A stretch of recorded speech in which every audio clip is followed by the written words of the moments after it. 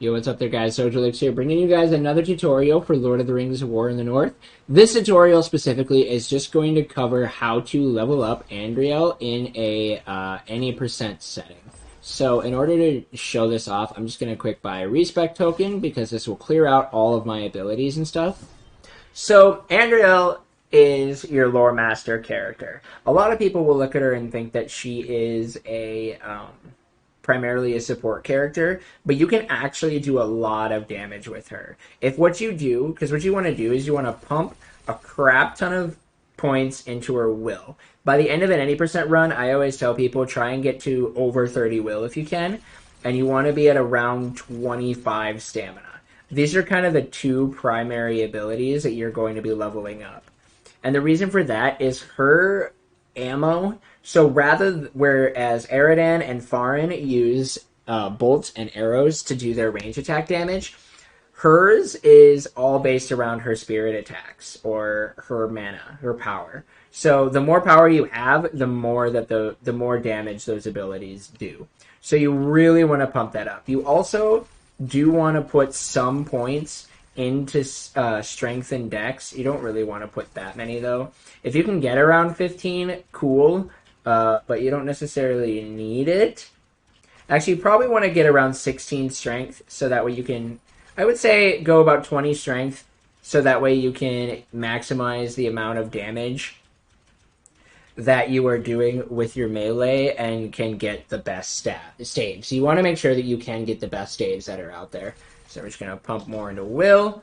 Now, for leveling, her leveling is a little bit difficult, is a little finicky and weird, mainly because you're going to be bouncing back and forth between multiple different skill trees. So what I always immediately do is I go Empower Staff, because you want to get her Burst of Light as soon as possible.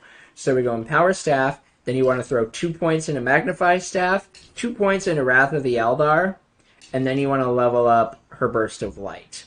Then you want to get your increasing damage done with staves, because you're going to be doing a lot of staff damage, but I don't say you want to get Burst of Light as soon as possible, so don't level up your staff mastery until you get all the way down here. That's kind of like the big #1 rule that I always tell people to go with, because your Burst of Light is going to be primary AoE damage, and you really, really want that.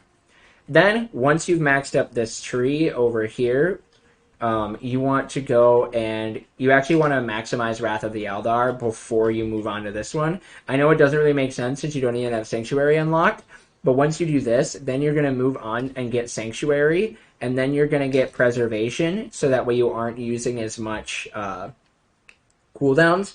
You don't want to use as much power when you are going and using your abilities. And then you want to get Focused Mind, because once you get Focused Mind, your power regen is going to be a lot better, which will prevent you from having to use nearly as many power potions, because you will go through a lot of them. And then, once you're done with that, get Word of Command, because in a New Game Plus setting, eventually you would want to maximize reducing the cooldown of your skills. I don't even know if you'll even get to use Word of Command in an actual run, but you definitely want to maximize being able to use Burst of Light and such while using Andriel.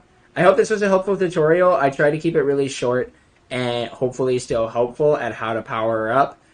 If you have any questions or have any other ideas on how to potentially power her up, feel free to post them in Discord, because then we can keep this game going as good as possible. I hope you guys enjoyed this, and I will see you all later.